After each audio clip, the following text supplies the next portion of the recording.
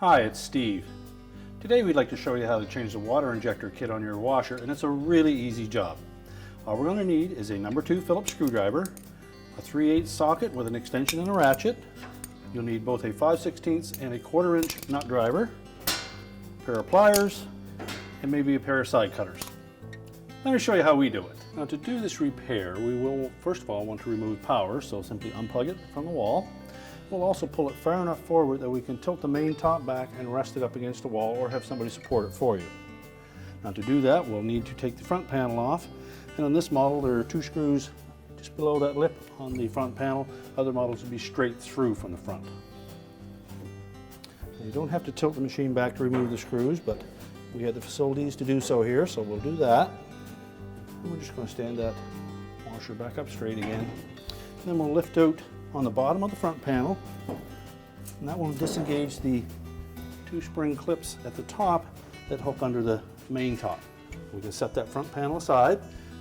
Now, with our 3/8 socket, extension and ratchet, we're going to remove 2 bolts that secure the top to the cabinet.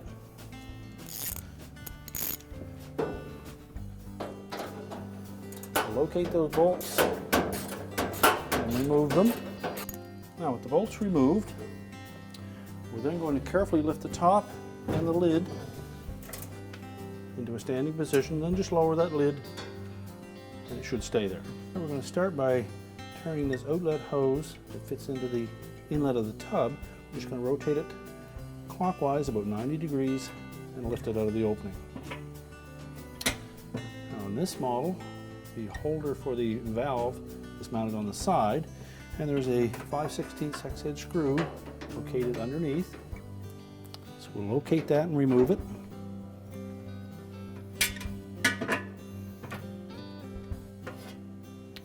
And then we're going to take our pliers. We're just going to locate that clamp on the outlet of the valve. So just squeeze that clamp together, release it, and then pull it up on the hose, and then pull the hose off of the valve.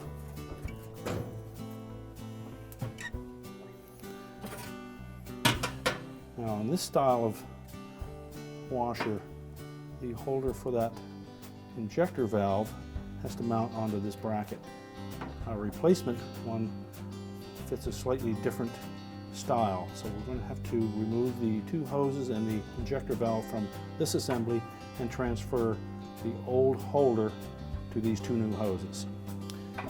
Now, if yours has this style of a clamp on it, we'll need to cut that with a pair of side cutters.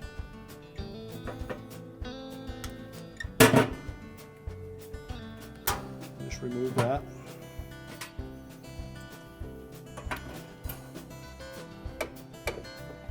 Pull that hose off.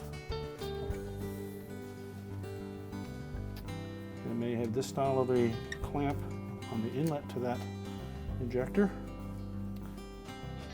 You loosen the screw, set it on a flat surface, and give it a sharp bump. Release it, and then remove the old hose and the injector and discard both of those. So we'll then take our new assembly. We're going to remove both hoses. Simply loosen the 1/4 inch screws.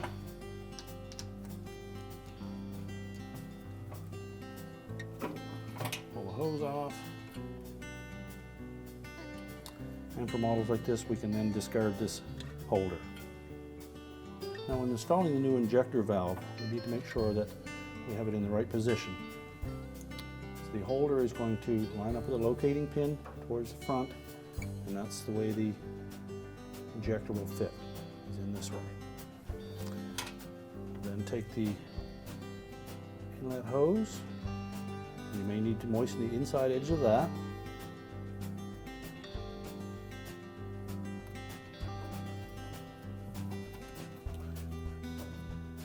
And make sure it's lined up correctly.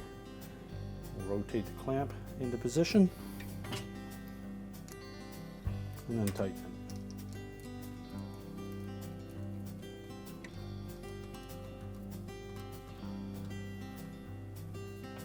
Next, take the outlet portion of that hose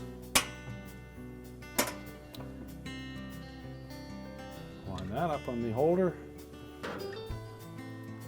Position the clamp and tighten it. So we'll then transfer the old clamp onto the new hose. And slide it up far enough that we can fit the end of the hose over the valve. So we'll start by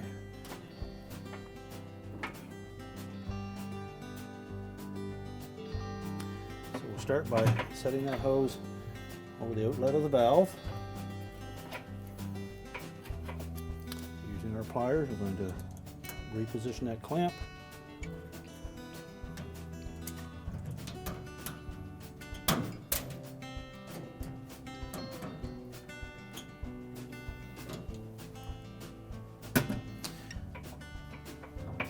Tuck that hose in behind the bracket. Line up the injector holder. Reinstall the 5/16 screw. Next, we're going to just carefully inspect that opening into the tub cover. Remove any rust that may be there. Then moisten that.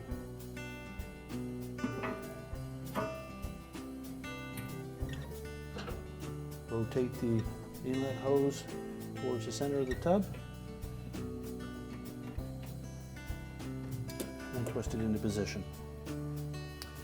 Then we can go ahead and lower the main top and secure it to the cabinet. Now when reassembling the top to the cabinet, we first of all want to take one of the bolts, put it through the hole in the cabinet first, and make sure that we can pull that cabinet,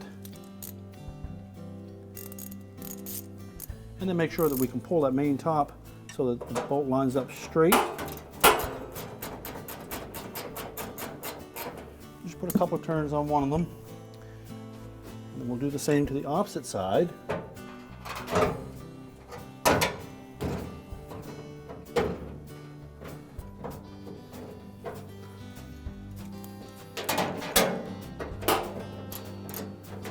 Once we've got both of them in straight, we can go ahead and tighten them up.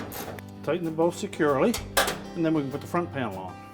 When installing the front panel, we're just going to tilt the bottom of the panel out first, line it up side to side, hook the two spring clips at the top of the front panel under the bottom lip of the main top, and then push the panel into place. We can then reinstall the two screws to secure it.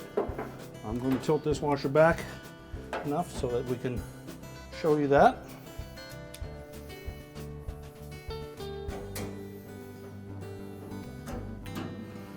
Now on these models, the screws will go in at about a 45-degree angle. Other models will go straight in through from the front. We can lower the washer back down, push it back into position. We're ready to plug in the power, and our repair is complete.